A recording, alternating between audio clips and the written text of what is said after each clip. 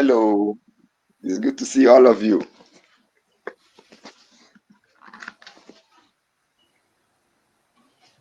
Can you all hear me? Yeah. Yes, we can hear you. Hello. Yes, we can. All right. You're all. Yes, it's good to have all of you here. And then I'm super excited that this is happening with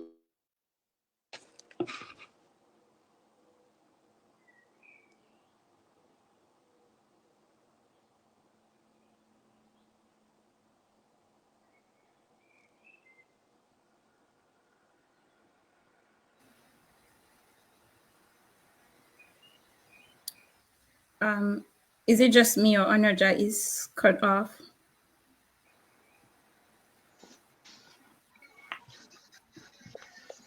Hello, I don't know whether you can still hear me. We can hear you Yeah, now, we but can we hear you lost now. you for a few minutes, seconds, whatever. Okay. The network in this Nigeria. All right, quick one. The aim of the discussion today is, in fact, we carefully choose digital divide because there's no how you talk about technology without saying that advantages and there are disadvantages too. So that's the essence of people's money have been wiped off, and of course, people have made a lot of money and made a lot of impact using the media space, using innovations far from churches, industries, banking sectors, different entertainment industry, any industry you can think of, the music industry, everywhere I've used the technology, have used the media, and then we've seen cyberbullying too, which is also a key disadvantage. So that's the essence of digital device, for us to draw a thin line between the divide, right? So you all welcome. Today we have an amazing people on the conclave. Should I say on the conclave now? Yes, in the room to discuss and give us highlights on some of the challenges or some of the advantages we've been seeing across the media space. But before we go on, I will before they introduce themselves, we will try to do a recap on our discussion last month. I don't know, Hasana, can you briefly discuss with us, or can you give a highlight to our Okay, Onoja, thank you for passing the baton down to me. I'll make sure I pass it back to you as soon as possible. So, last month, being the 22nd of March, our session was on Voice of Resilience, advancing women's health, ending gender based violence, and shaping the future. Dare I say, March session was a reminder that we do not have a lot of information that can help us advance in our corner. So we need to do much better. And we also identify sensitive issues and challenges being faced by women in our society. We provided practical solutions and steps to apply as remedies, but we also conclude that courage is a pivotal virtue that we need to have. We need to apply in whatever we're doing. And when communities speak openly about reproductive health, gender equality, and healthy relationship, we break the cycles of misinformation and stigma. So we need to protect ourselves. And how do we do that? We need to read up, we need to skill up, also speak out. When we do that immensely, we're going to contribute a lot in our society. I'm not saying it's going to be as easy as taking a candy from a child, no, but there's a step that we need to follow. And by doing that, we need to get a lot of information, we need to read, we need to skill up, and most importantly, we have to speak up. So I'm passing it back to you, Onoja. Thank you. Thank you so much. Quickly, we have our guest already in the room, so they will quickly introduce themselves. Jeremy, you go first. Hanatu and Tanko, though their bios are on our platform already, you can go there, but this is going to be very, very brief. Thank you, Jeremy. Oh, Tanko. Jeremy, can you hear me? All right, I think Jeremy, can you hear me? All right, Hanatu, I don't know if you can hear me. Yeah, I can hear you. All right, please briefly introduce yourself to our audience and Uh, let's get on the discussion today. okay. My name is Okay. Hanatu Wesley Ahibe. I am a graduate architect and a construction project manager, like based here in London, Ontario. I'm also a social media manager and a content creator. And aside that, I have other little businesses that I handle here and there. So it's good to be here and happy to see you all. Thank you.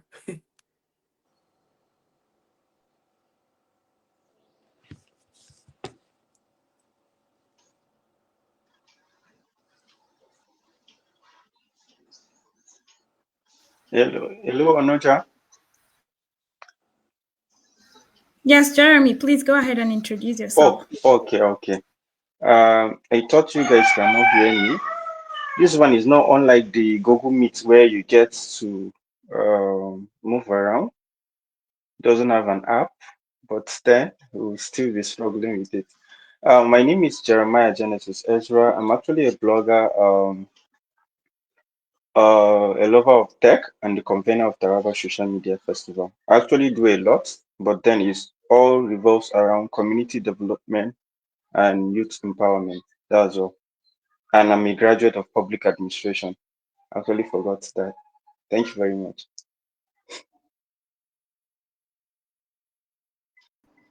All right, Mr. Tanko. Yes. Hi, everyone. I hope you can hear me clearly. Um, First of all, thank you, Onoja and Debbie and every management of Image Saraba. I thank you for this opportunity to speak, and I do not take it for granted. My name is Tanko Askapande. I'm a DevOps and integration engineer. I base here in Lagos.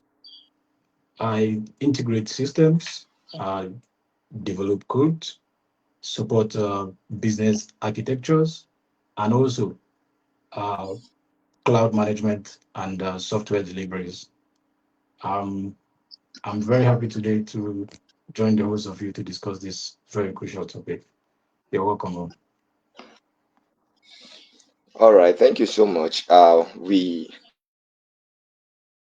are already 8 minutes into the discussion. I don't know for you that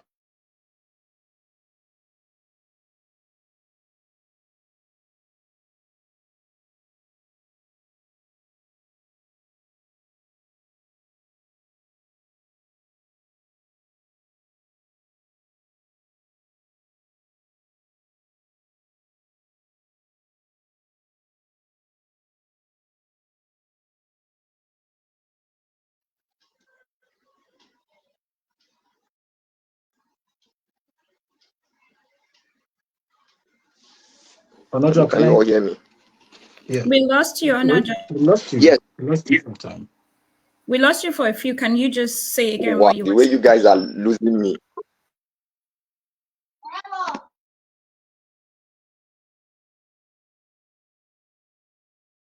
So I was saying, being a techie person, I was asking which social media is more useful to you. I mean, I would have minimal time on every social space. So I was asking which one do you use often, or which one generates money for you, to be precise. Yeah, I spend a lot of my time on Twitter um, because Okay. I connect with a lot of developers, uh, a lot of tech giants, and then I learn a lot every day. So it's also a platform I get real time news and all of it. So I prefer going on Twitter, and then I do some Instagram and Facebook as well. So a lot of tech giants are on Twitter. That Twitter street that is just like worry.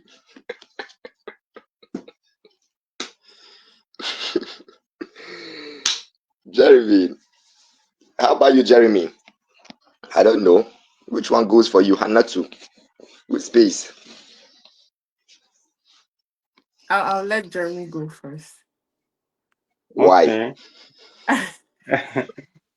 So, my own, I think in that context, I think it depends on different people. But for my own, I felt like, okay, since I focus on youth empowerment first, there is something you need to get with in order to get the trust of people. I think it's important you make use of the social media that is widely used in the environment that you are. For someone like me, I actually started with Facebook, but very recent, not quite long ago, I think like 8 months ago, I started making use of LinkedIn to more. I think it's because of most of the friends I met them on LinkedIn, not Facebook.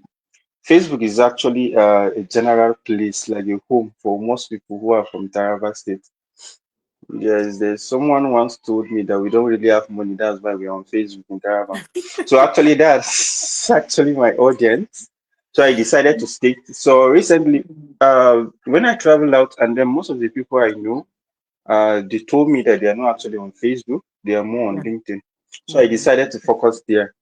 Twitter has been my thing, but I quit that Twitter around 2 years or so. I was not active because of the noise and other stuff as well. But Facebook is for me. And Facebook has given me leads, has given me clients, has given So me everything I've been working on. Hmm. Nice. Twitter and Facebook. Hanatu. Mm. Thank you, Well, Jeremy. I decided to go first because mine is quite odd. I started with Facebook. I wouldn't say a large following, but for starters, it's okay. And right now, I'm more active on TikTok. I know. So I got Wow. someone. Yes, Wow. Wow. yes. So TikTok is a great platform, but you have to be careful what you consume over there. I had to be under the mentorship of. It might sound like a very very big language, but I was under the mentorship of someone for 3 weeks. He taught me how to do TikTok properly. This is the first time I'm like going to someone, by the way, to just learn maybe how to go about the social media something for some crazy reason, because I've had a lot of stories about TikTok, and he taught me what to do, how to go about it, how to meet the right community, and then I took it up from there. And though I've had my account since 2019, but I became very active when I had my baby, and then I took like a month rest, and then in January I started all over again. And right now I have a very large community on TikTok. In fact, we've taken it out of TikTok, and we have our own platform where we do relate with. We are actually currently working on starting a business very soon just from TikTok. I've met great people over here in Canada, US, UK, even back home in Nigeria. Like they are all on that, like in my community. So I have reduced maybe the way I use Facebook a little bit, because I find that just like Mr. Jeremy said, a lot of things going here and there, and sometimes you just want to take the toxicity off your head. So I find that TikTok is a neutral ground for me to be who I want to be, and in a positive way, actually meet new people, relate with new people. And another platform that I use so well is YouTube. Not that I post a lot there, but I just go there to just get most of the resources that I need for maybe a research or something that I want to do. Twitter scares me. To be very honest, it scares like I really try very hard, because I feel like the people there, it is well. I just don't want to say anything before, they crop out this particular video and send it there, and that's also. So I for people who use Twitter, all of my siblings use Twitter, by the way. They are not on Facebook. They've all disabled their account. They are on Twitter doing very, like, they always tell me, come bring your content there. But for now, I'll take it slow. I'll let the tech gurus do what they have to do there. For me, it is well. So thank you. All right. Thank you so much. We actually had to iron that out because, you know, I like what Jeremy said. a lot of people, in fact, some people say they are not on Facebook. I was imagining like you're not on Facebook. So it just depends on which one gives you the lead, which one gives you the connections and everything you need. Thank you so much for highlighting that. So do you believe that technology has been more of a barrier or a bridge in today's society? Looking at the things you've shared just now. Jeremy, this is to you and Tanko. Do you think or do you believe technology has been more of a bridge or a barrier in today's society? I explained the context of digital divide earlier. So we are just going to base this discussion on that.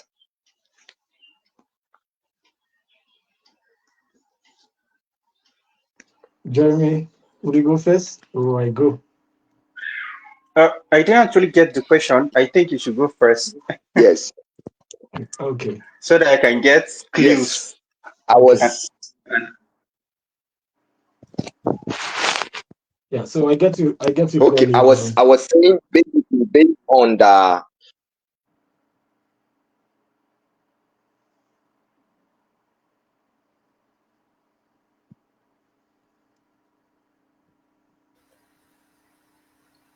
Aska, please go ahead. I think we lost Onoja.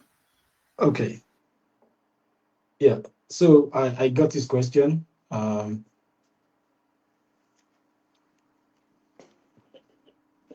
So let me start before Jeremy. Jeremy, you come. I know you have a lot on this as well. So, but let's look at technology first of all as a product. Okay. That means yeah. it has a cost and a risk, and then the dynamics of values and in our local society. We've just finished giving our favorite platforms where we go and engage, where we interact, where we learn every day. Now, I want to ask a question. I'll come back to this question. I I want to ask, for example, if any of you or anybody listening knows the depth of internet penetration in Nigeria, and I will leave that. I will come back to that question later. But for now, I just want you to think of that. And if anybody has that, maybe in statistic, in percentage of Taraba and any other states, please kindly drop it on the chat. Let's talk about communication, mobile evolution, where we were and where we are now. Now, it's more of a bridge. Yes, information, healthcare, education, economy, and empowerment. We use these platforms to add values to our community. Now, I'll give an example with education. During the COVID, just a few years ago, we were able to understand that there is going to be a shift in how we do things. Now, schools were shut down, workplace shut down, and social distancing. But our connection has kept everything that we are as a society through these platforms, as well as other means that were developed to have emerging technologies such as virtual reality, artificial intelligence, adaptive learning, and further enhancing of our online learning experience and making more engaging uh, power of technology in education. From the experiment of what we said that was based on computer training and the landscape of sophisticated learning on platforms.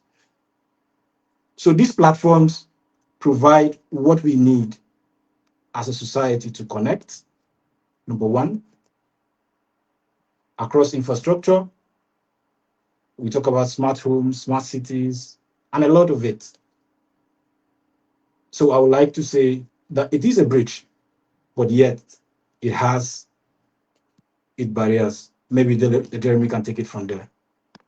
Yes, thank you so much, Jeremy. Uh, seriously, to me, I would have loved to say it's actually a barrier, but to me, it's actually a bridge. But these days, for the last few days, with stuff's actually happening online, especially on the digital space. That's actually the social media aspect of the digital space. Facebook, with the lot of posts, conversations, and everything going online. And then I think I found myself reflecting over if it is actually important to be on social media with what is ongoing in our state, especially Jalingo. Although I've not been online steady, but then anytime I come online for the last few days, I find such information. They have always been around, and I've always been around. But then that's by the way. But one thing I came to understand over the few years I started making use of the social media, starting from to go and down to Facebook, I came to understand that technology has really helped me a lot. It helped me in acquiring skills. It helped me in getting opportunities. It helped me in meeting new people. It helped me in closing businesses with people I've never seen. It might shock you to know that the only person I know on this conversation is Onoja.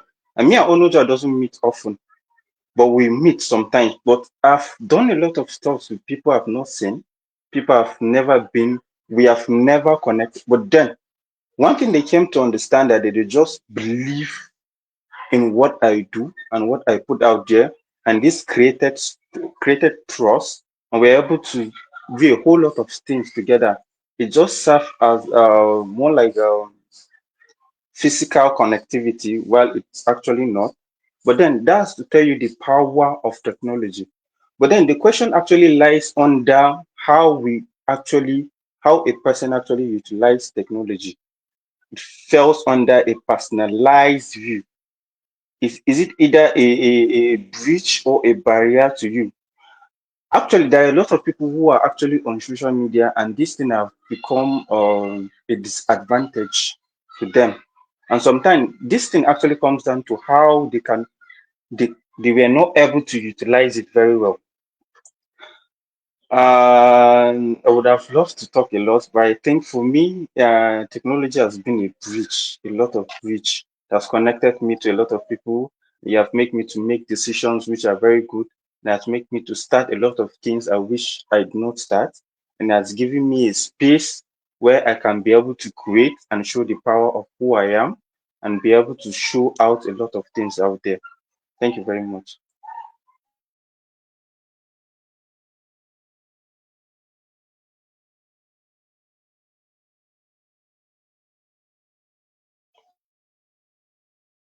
I was my network is fluctuating. So I was saying I was gonna ask Hanatu a personal question, but before we get to that, I want to ask in terms of building structures now. One of the things you give in your answers that I took note was getting structures and access, right, and educating people. Now, how can we ensure that digital access like the internet, devices, and even electricity is a basic right and not a privilege given our community, coming back to the grassroots, to even Taraba here, Jalingo, your area, your houses? I don't know whether you get the question I asked.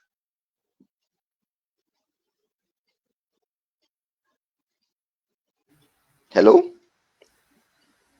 The Is that question is quite clear, but you were not clear on who you wanted to answer the question. Okay, yes, I was asking Jeremy and Tanko. Okay. Jeremy, to be Can you precise, looking at the just fact that okay? let me If rephrase. I get it Let right, me you said rephrase, right? okay. Okay. most of the services, most of the services you had provide using the media space, let me be more specific, Facebook has been more beneficiary to Tarabians, people in Jalingo, people in uh, if I can count few local governments within the state, right?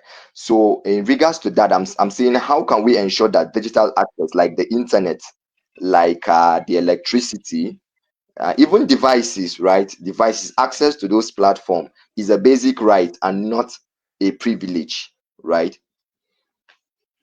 Did you get Okay. my question? Yes, I get. I get. Uh, I think it is time we start making advocacy for these things, but it all comes down to government and the policies.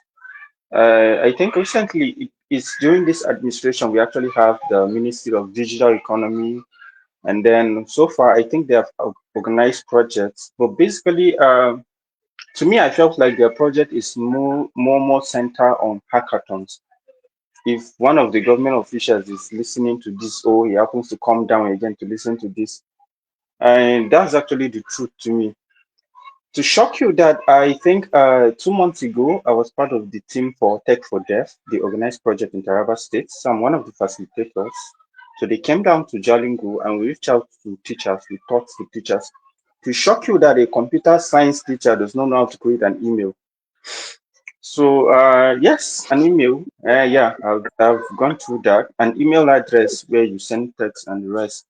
It will shock you they cannot be able to use some necessary tools which are actually designed for them to ease work for them. So I felt like we need to make more emphasis on the government and their policies. Yes, on their policies as well, because we should start looking at teaching young Tarabans. I know it will take a whole lot of years before we can be able to embed or put out electricity and internet in rural areas that we have in this state. To shock you, if you can take a walk around some of the rural areas we have in this state, I bet you can beat your chest and say in the next 100 years there will never be electricity in this place. Because I've been through some part of the areas, but this time around, let's try to see if we can try focusing our attention on trying to advocate, talk to the government to look at these areas. If we cannot be able to reach to the rural communities, let's start with the cities first. One of the cities. So what do we do in the cities? Start teaching them basic computer skills. For someone like me, I actually get to learn these things by myself. I learn them by myself. And then as time goes on, I get to attend more classes. YouTube has always been my teacher. So I run through YouTube and get much of this course and the rest. The problem is not actually getting the internet and getting the electricity to them, but the willingness to learn.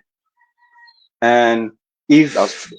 if they can have someone who actually show them that this, you see, this is what you're missing when you don't learn how to do these things, they can be able to bring down their attention and learn.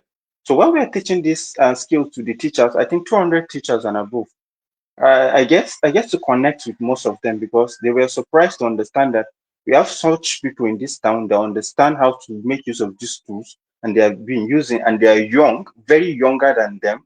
They feel challenged that okay, this is a time we need to really take action. So you see, organizations like Tech for Deaf are utilizing this opportunity to teach basic skills. So if you can have the state government to advocate for such things, making it mandatory to teach these skills, imagine if a young student in a government school has been taught basic skills and this person lives in the rural area and she go back home and try to teach the same skills to her father, to her sister. It works around there. So teaching this, making policies and letting the government know, and teaching schools and any other medium where we can find people, it will go a very long way. Me, I'm advocating for teaching first before we actually think of internet, because I think that internet will take ages. Ages. You can just say anything you want to say, but that's actually the truth. The internet will take ages and electricity probably. But now let's make emphasis on Yes, teaching those people who are much closer to learning skills first, so that we can see if they can be able to replicate the same thing to people who are close to them. That's what I felt. All right. Thank you so much, Jeremy. Uh, Hanatu, what do you have anything to add to that? I think what Mr. Jeremy said, and my brother Tanko said makes a lot of sense. But I'll reference back to what Mr. Jeremy said. He said the internet may take a very long time before like everybody is able to get access to it, understand how it's used and all that. Um, these are basic amenities, just like clean water in a community. So are these things supposed to be, introduce, laptops in, schools. Just start it early. When you come to this part of the world, you see that these kids tend to do a whole lot when it comes to access to the internet and understanding how data privacy works and everything. Whereas back home, we are still coming up. So I think the thing is just like the topic says, digital divide is who has access to these things versus who does not. But at the same time, the people who don't, what is the government doing about it? Because at the end of the day, it's not just an individual thing, right? The government also has to like put in some of their energy in it to help the citizens. So they all made great points, and so that's all I have to say.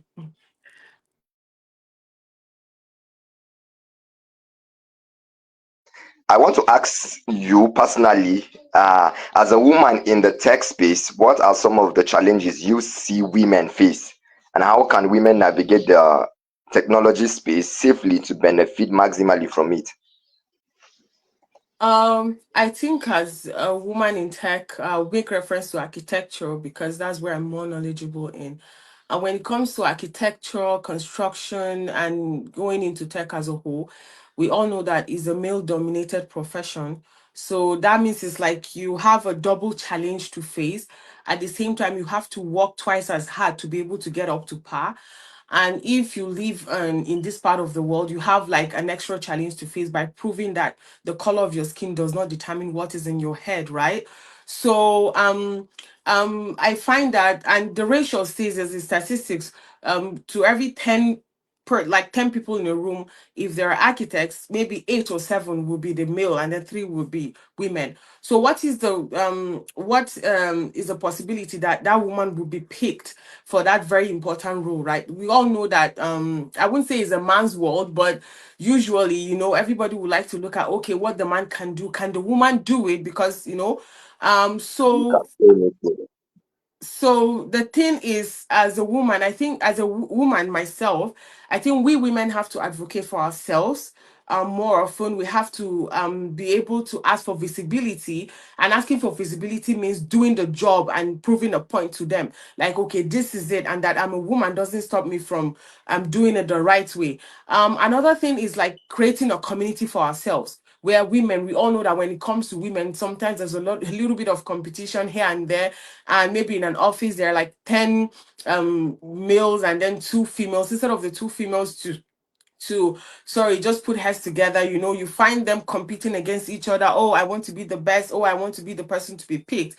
But by the time we put heads together, advocate for ourselves, we find out we have like a stronger community, and then we start to build and teach the younger ones that this is how it's supposed to be. So being a female does not stop you from actually doing your job right. It just means that you have to work twice as hard to prove to your bosses, your superiors, even your colleagues sometimes, that yes, you can actually do it. So I think you also have to stay updated, because to me, I find that no certification is too expensive for me.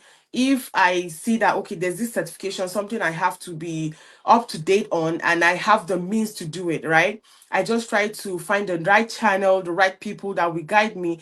Also seek for mentorship. Having too many mentors, it's okay, but just make sure that you have somebody that you can always look up to.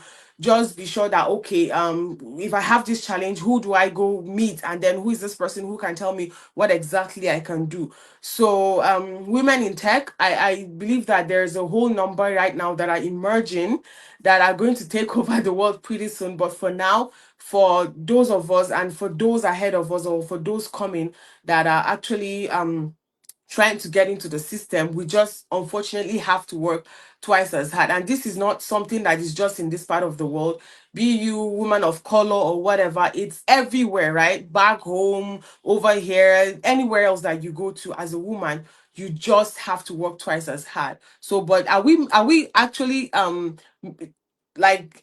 the job? Yes, we are. Yes, there are amazing women. When you Google them, check them up on LinkedIn, go to you're gonna see them. They are doing amazing. So that's all I have to say. Thank you. Thank you so much. This you want to be emotional on the Hasi. There is a comment I highlighted here. I don't know. You would want to say something about it. That women need to work twice. I don't know if we say it's the world is for everybody to take. For me, I believe in equity and equality, right? So, would you add anything to what she has said?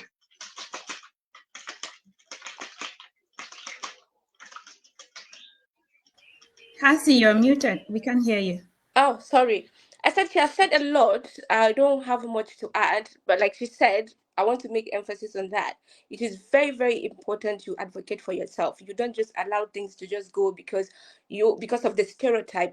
Women can do this, women can't do that, or something. Well, no, me personally, I don't think there is we are all equal, but unique in our Okay, own ways. okay, So that's true. unique in our own ways. So wherever you find yourself, advocate for yourself respectfully. Just do that. And reading, getting information, not just reading information, like Jeremy said, getting information online, YouTube, different platforms that you can have information to make yourself visible in whatever aspect or field you're striving.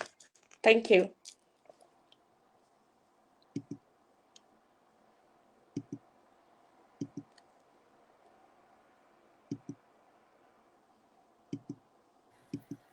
We may have lost Onoja for a minute. I just want to say thank you again to everyone. You guys are spilling very, very smart, intelligent, and facts to all of us, and we're learning so much.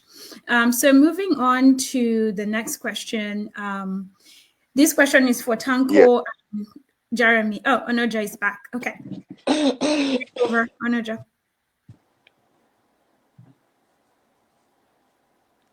I guess not. So how do we equip young people with digital skills they need to thrive in the tech-driven future relative to their future or discipline? So to just break that down, we have so many young people that have indicated interest in learning about tech. What are some of the ways that you both think, based on your work and on your experience, both of you have done a lot of work within the tech space and trainings. So what are some of the ways, for our sake and for the sake of our audience, the government and other people that are listening, what are some of the ways that you think we can help young people to gain digital skills so that they can do better at their jobs and their professions? Any one of you can go first.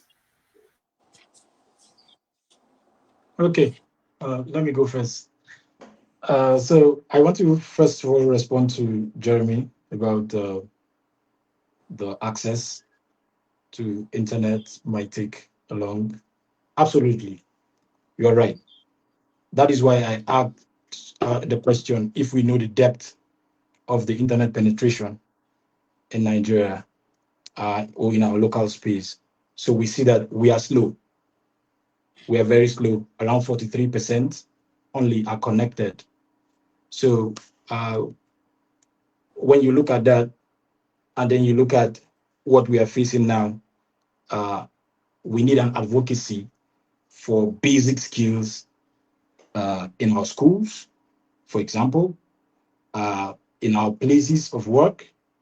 We need that advocacy uh, with the mind of training the trainers. Okay, when we have that kind of structure that we can train the trainers, knowledge will be easily passed uh, in that direction. And trust me, it's not easy. It's not easy with government regulation. A lot of people have spilled out about government regulations and the frameworks that they provide. Some of them are just trying to meet the standards of the international space today.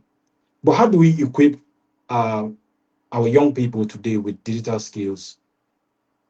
Yes, we can throw it to the government, but for me, I think first of all, it has to do with our mindset as people towards creativity. Now, innovation is using technology as product to create or to craft something or anything that is going to help you ease life around you. Now, if we start by that, we can understand that for ourselves, the youth, we need a lot of support. We need a lot of um, mentorship. We need a lot of funds, for example, to be able to get this digital skills. Remember, like I said, it's a product, so you don't expect it to be free. It has a minimal cost, but we shouldn't stay and look at the cost. But we should also look at how we can thrive in the free market. There are a lot of free things on internet, like Hanatu was saying. These things are there. Hassan, sorry, these things are up there.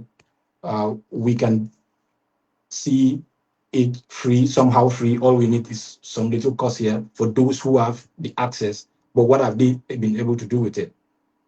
So, but in driving tech as a whole for the future, the youths and everybody with government support, communities, and our frameworks that we have today, like social media, like like all these spaces that we have to interact, even in places like this, we're able to communicate the impact of these skills so that it will motivate people to come and see that, okay, yeah, this is also impactful and through what we are doing. So, how would they do that? For example, we need to engage, we need to put more engagement as youth in looking for this digital product and how they work, and then get into the skills, get certifications, go into the market, collaborate with a lot of people, looking at your own environment. Now, accessible to it will be a kind of different, but when you talk of government, for example, we talk about building technology hubs, increasing and summarizing things that are actually bulky in terms of what we deliver in learning in schools. For example, I sit with somebody who studied computer science and IT, and to balance a search tree becomes something else. So you look at how we can increase that by giving the government and the platform that we have to mobilize more and to also bring this learning closer. But the skill itself is, like I said, is what is determined by the person. You can, it's free, it's out there, you can access to it, you have access to it, but it must begins with you and then change you for the global impact that you are about to present.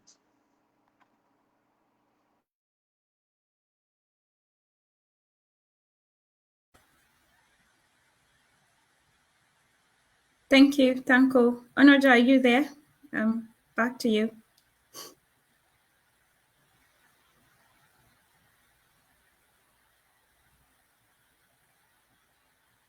Okay. I think Jeremy is speaking. Jeremy, you're muted. Yeah, I was trying to say Onoja is back in Savungari, not in the US. I'm also in Savungari actually, but then it is actually well. I've seen the question: how do we equip young people in tech? Okay, you're back.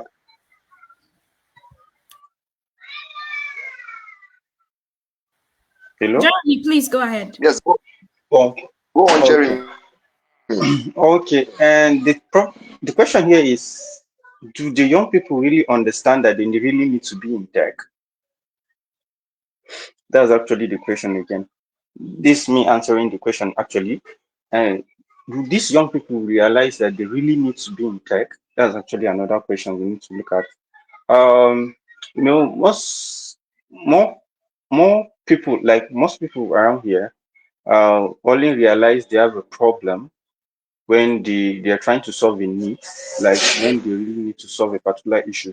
Like now, fast forward now, many young people are preparing for jam, and most of them will not really know that they really need to prepare for jam until probably a week or few weeks towards that they will go and learn how to use a mouse, how to start a computer, and how to start typing, and then all these things.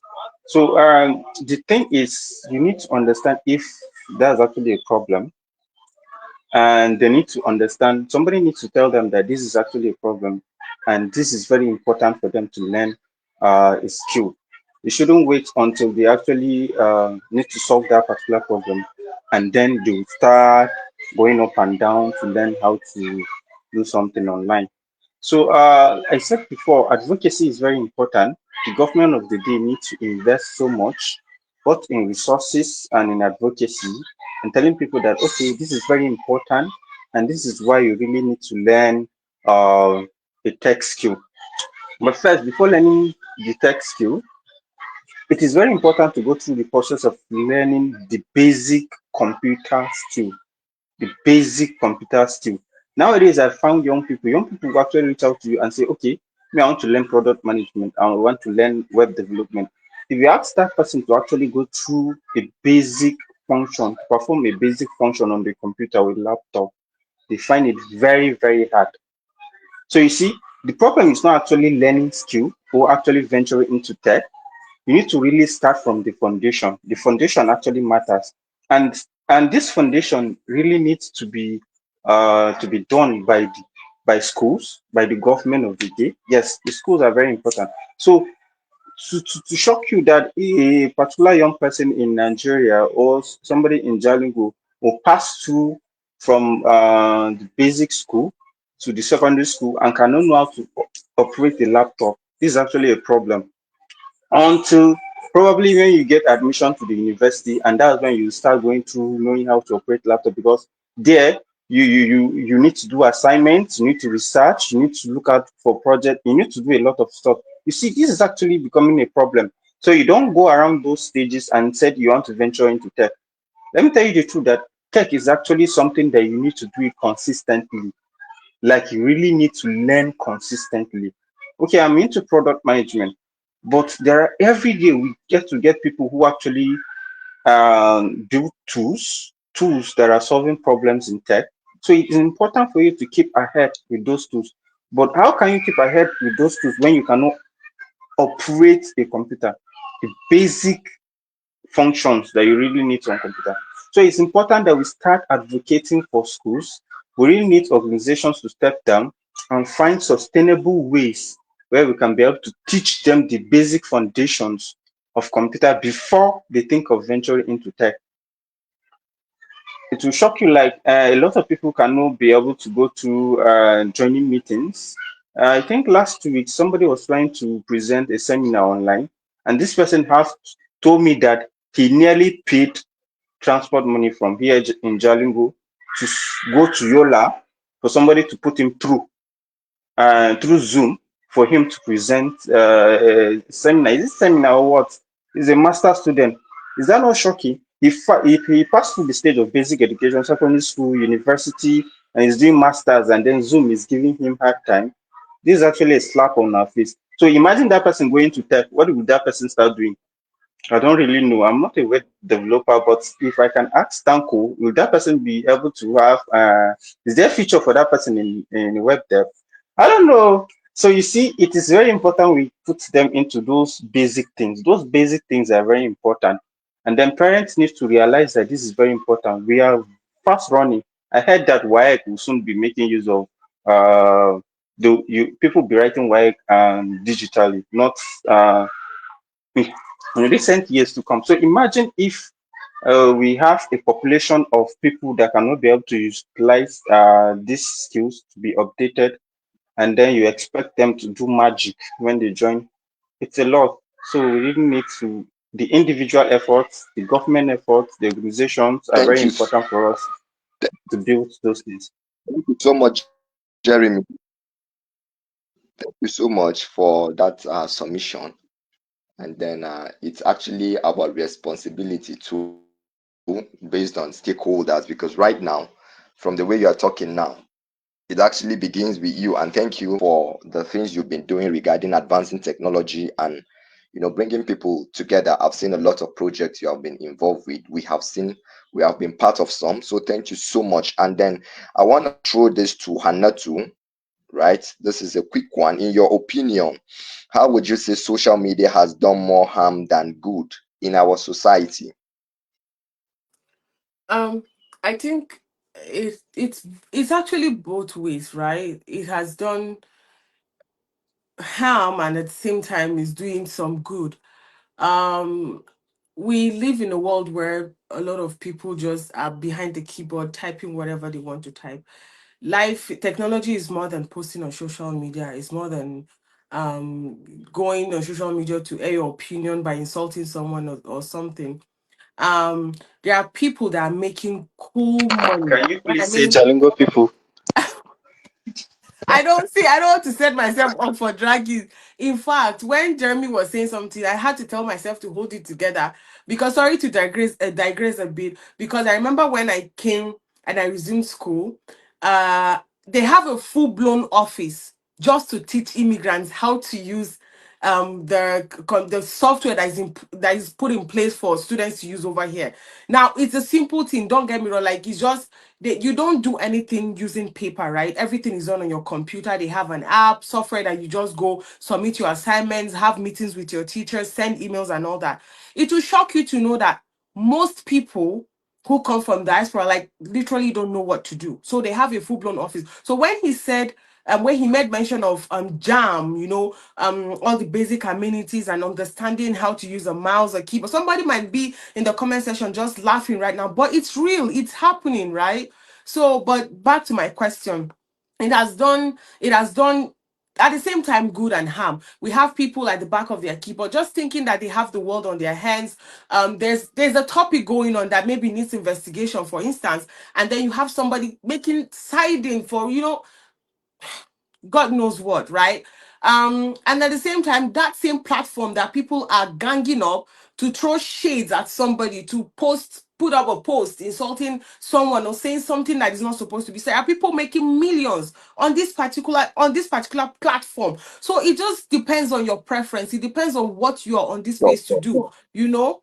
A lot of people are even on social media putting out their information. They don't understand data, like data privacy. Tanko will tell us more on that. They don't understand what cybersecurity is. Coding, okay, send a good email. They cannot. But yeah, they come on, Twitter, they come on Facebook, they come on whatever, and then they begin to chat or whatever. Forget that this generation of people, like this generation, are born with phones on their hands. The thing is that can you use it? Do you know how to use it actually? Do you know what to do with it aside posting on social media and going on WhatsApp, on TikTok? Do you know what else you can use that phone to do? So now phones are being produced with AI. The iPhone 16 now using AI, Samsung, all of them are AI incorporated into it. Do you even know what to do with it? Do you know how to use it? So it has done like harm for those who don't understand what digital literacy is, then good for those who are advancing it, who are taking advantage of it, and who are for those who are actually understand what it entails and are making good money. So it's a 50-50 thing. You just have to choose where you belong actually. So it's a personal preference. I'll just put it that way. So thank you.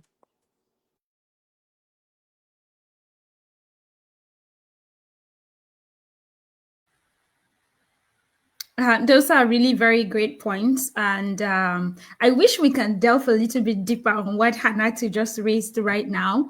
But just to make some emphasis, I think a lot of us do not understand the benefits, how to leverage social media and other tech platforms to make our lives better, to make our jobs easier, right? So these are some of the things our people need to know. It's more than just taking a picture of yourself and posting every day. Like there are opportunities that you're giving up. That data, you will have used it to do something relevant for yourself, for your family. And it boils back to what Jeremy mentioned earlier. Like, what do you know how to do? What do you know that you do not know? And what are you willing to learn, right?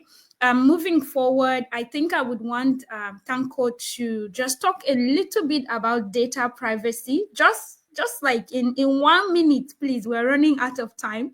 In 1 minute, just talk about data privacy. And Onoja, if you are back, we can move on to the last question after that. Okay. Thank you, Yes. Debbie. Yeah, thank you, Debbie.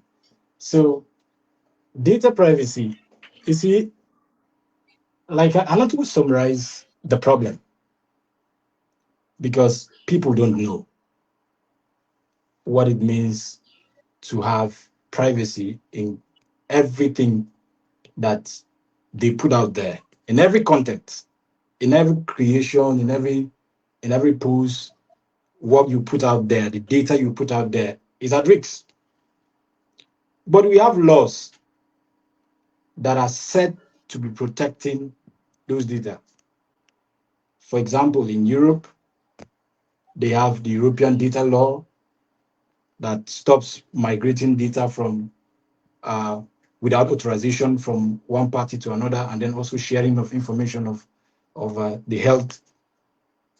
But today, we are doing things we don't even know because we are giving data what we don't know because of artificial intelligence and robotics. For example, our phones are built in with AI models. Okay. Now, before machine learn us. Okay. Sorry. Before we learn the machine. Before, but now the machine are learning us. Let me give you an example. Your phone is embedded with an artificial intelligence that sometimes when you speak around and just speak things you speak about, when you come on your social media, you are going to see the arts of those things. Those are the arts that you'll be seeing, reference arts of things you've just said, not to even talk of typing it. So, what is it doing to? It's putting your data at risk. It's influencing you. Now, through that, you can see that a lot of people are unaware about those things and they are just using the technology. They are just using it. Yes, we said how good it is in our society, but these are things that are, are embedded into the system that take our data without our knowledge. And, you know, we must learn to use it as a product, like I said, not only as what we use for just the social form. Thank you. All right. Thank you so much. Thank you so much, Tanko, for that highlight. I think it also answered the question: is there any kind of illiteracy in our generation, in the next generation, so to say? But I thank God that everything is running at a pace now, even in our schools. Okay, honestly, I don't know if you're still there. Um, just to add to what Askap said, so the specific law that governs the data protection in Nigeria, because already our setting is in Nigeria and we have to make emphasis on that, is the Nigerian Data Protection Regulation Act 2009. So this rules, like, it's been set Up aside to to the action, rules for the right? processing of. Yeah. Please go Hassan, are ahead. you saying something?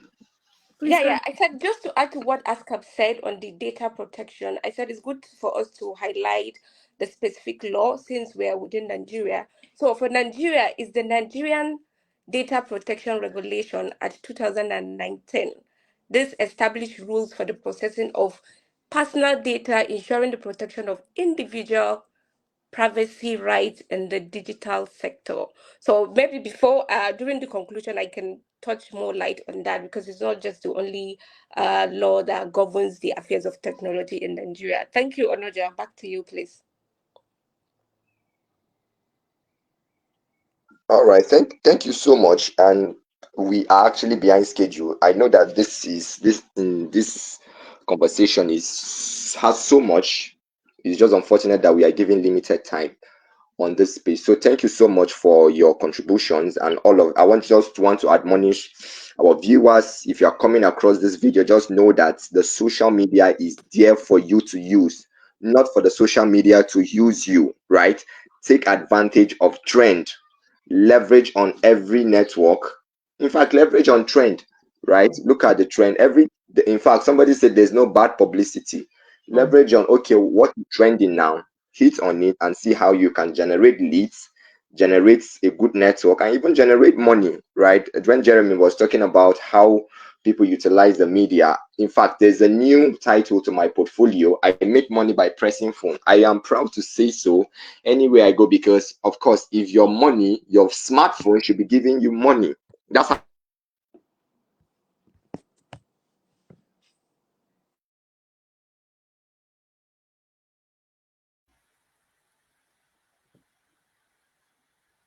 We have lost Onoja again. Hassana, can we go into the Q&A? And when Onoja comes back, he would complete his thought and if there's anything else he wanted to say. Okay, thank you everyone for your incredible contributions. Our guests and and our then audience, thank you for participating and sharing a question with us. So the question I have is going to be for Jeremy, and it says, how can innovation and technology be intentionally designed to include marginalized groups based on your experience leading initiatives like the Taraba social media? Did you hear that, please? Yes, I've seen it on the Okay. screen as well. Okay, thank you. Uh, how can innovation and technology be intentionally designed to include marginalized groups? Okay, I think it's two things: innovation and technology, um, to include marginalized groups. Um, okay, let me just talk on innovation. I think in 2022 we run a program. We run an outreach program actually to a particular rural area, a village actually, around the outskirts of Lao and Karilando, where we reach out to young people and a marginalized set of groups. Like I think around those times they have there was this flood and lot of stuff, and then set of we met the widows and the rest. So we reach out to them. I think we had over 1,000 donation of clothes. You can still remember, and books, and then we reached out to them. Okay, that didn't actually happen. We just thought of doing something out of the norms. Around that time, there was flooding, and I think, and that community was affected by crisis of resort, and then we decided to visit the place as well. For technology, to be designed, the thing is, to be frank with you, if you are coming from Taraba State, I would say if you've ever done something in Taraba State, to Jalingo to be precise, and you're able to scale anything out of this place, I think you can be able to do bigger things outside. Because I came to understand that Django is one of the few places that it will take you a lot to do something, even in the tiniest of things. Because we have people who will just wake up online and then come and criticize everything, come and talk on anything without even having, without sparing a minute to think about doing something. That's Jalingo. But then to make technology effective for everyone, I think it will take the players of everybody to come together under the umbrella of solving problem. I run Taraba Social Media Festival every year, and the reason why I run it is because I was able to get few other people who are interested in what we are doing, and so far we have gotten participants. I think Tasonfest is one of the event we run. I know that happens in Jalingo, where you have participants that comes from Zin, come from Wokari, come from Gasol, and then most of them we don't even pay their transportation. They just make it in their mind to come because of what we actually put out there. So doing something like this is not actually effective. It will not be effective in the way that we want to reach out to everybody. It's important we have other players to come on board to keep doing. Somebody once told me that we still need more of these things in Taraba State. Yes, because we this is a state whereby advocacy is not actually small, and you keep talking and you keep putting out, it's still not okay because of the kind of diverse surrounding we have and the kind of population we have and the kind of distance. Let me just cover distance. So it's important for the government to bring out programs, people to bring out programs, to bring out inclusive communities so that we keep on integrating. To be frank with you, we don't have much of a positive or development in communities in this state. When I was reached by the image Taraba around last year, I was very happy that we have something doing happening like this. To be frank with you, one thing I did after that was to go and check out the profile of the founders. Yes, it is important because I'm very careful with interacting with people in this state before the next thing is you see screenshots. You can do that very well and dragging. So I need to check out the kind of people I'm playing with and so that I can be able to understand.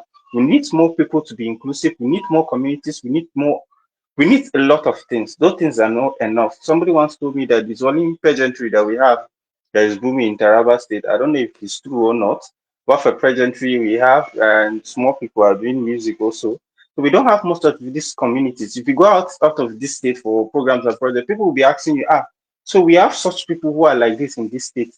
It's because we don't have loud voices. We need to be loud, to be frank. So we need every player to come on board to have. By doing such, we can be able to leverage and we can be able to reach out to many people as possible. That's what I think.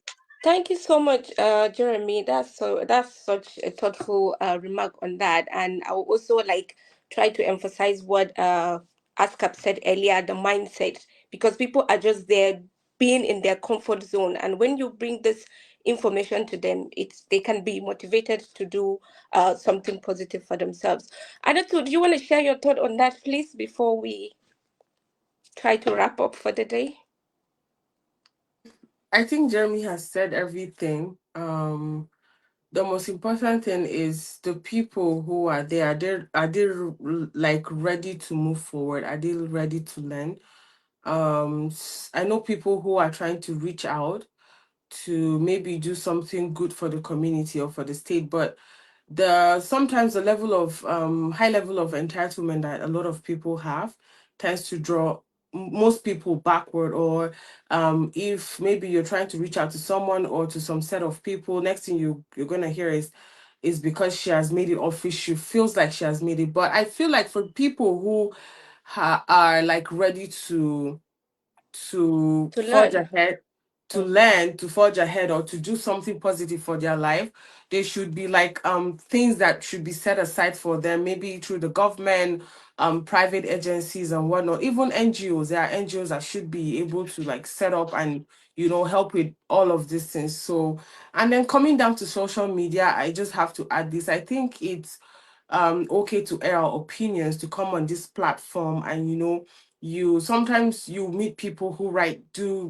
great things and share great informations, but the number of people who misuse that platform is like the ratio is really high, because a lot of people have their brains in their stomach, I'm really sorry to say that, and they channel more of their energy and attention towards the wrong way, simply because you're looking for some sort of favor from someone.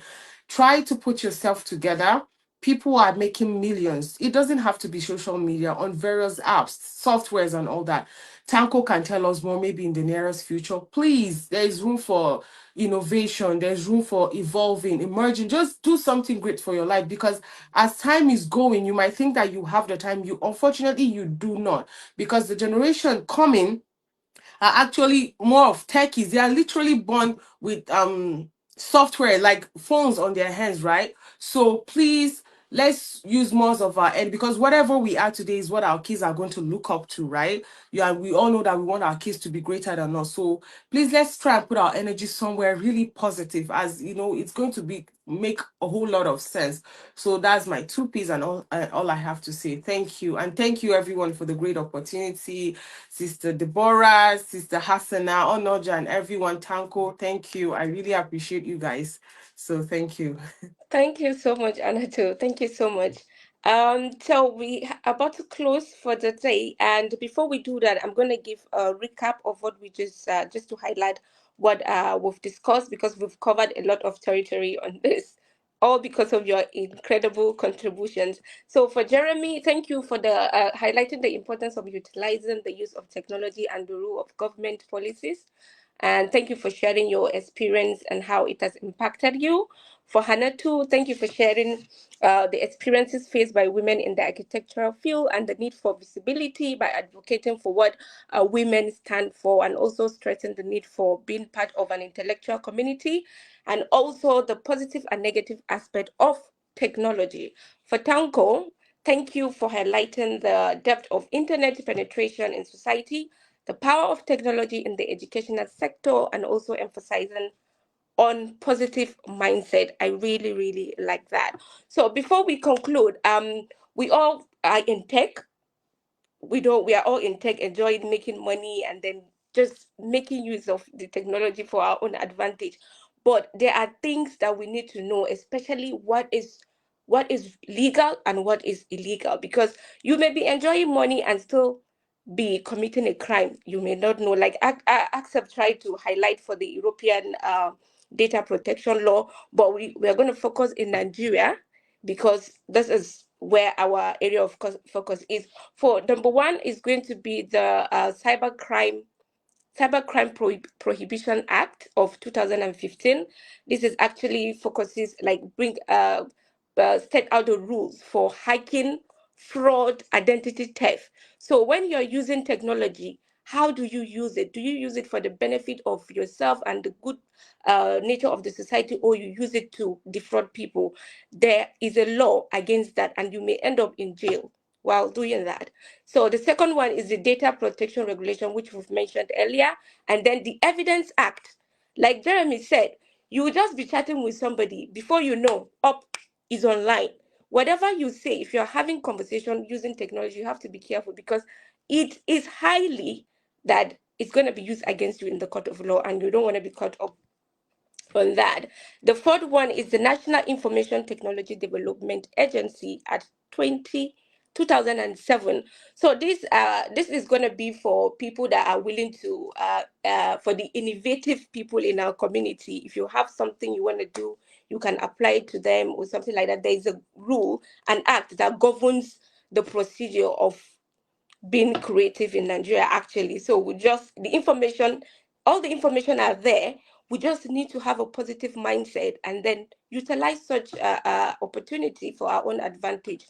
And then we have the KAMA 2020, which set out rules for the provisions of electronic share transfers and virtual meetings, which is what we're doing here.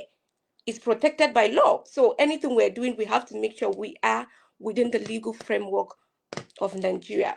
So thank you everyone, especially our audience, and most especially for our guests, Hanatu Hamza, Jeremy, and Askapande, Tanko, James. I hope I got it right this time around.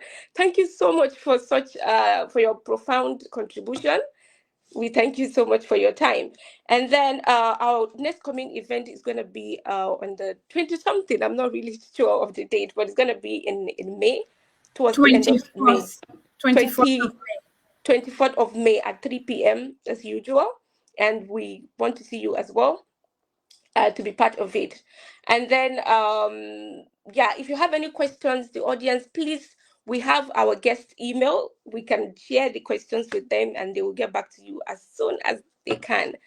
So thank you so much for your time. And then our first review for the book club, because we just started it last month. So we're having our end of the month review, which is going to be on the 25th of April at 4 p.m. immediately after our own event. So thank you so much, everybody, once again for your time, and I hope we use technology in a way that is going to impact our lives and then make it something that will be beneficial for ourselves and our family, and then we shouldn't allow it to take or replace our abilities as human beings. So thank you so much. I don't know if anyone wants to say something before we call it a day. Yeah, thank you so much, Hassana. Just to add to what you mentioned, so our book review, just to clarify for our book club members, our book review is going to be the last Saturday of May, May 31st. And I would want Tanko to just take 1 minute to just give us a little brief about a project that is coming up, and it's about tech. And we have a survey that we'll be sharing in that regard very soon. So Tanko, if you can just, we are way over time. If you can just say something in 30 seconds and then we close out for the day. Okay, so we've spoken about a lot of advocacy for basic skills and also what we can do to help our society in the tech space. So, in line with that, Emerge Taraba is planning a tech capacity building program. It's coming up in the spring of this year, starting in sometimes in September, and we will be driving that. We will be training people.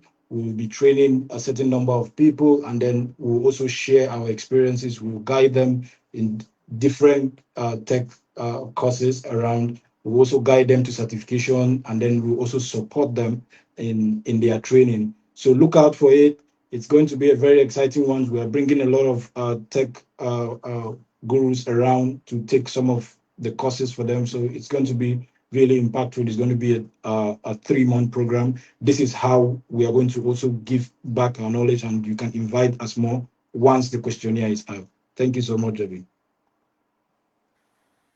Thank you, Tanko. Thank you, everyone. And see you next month. Bye.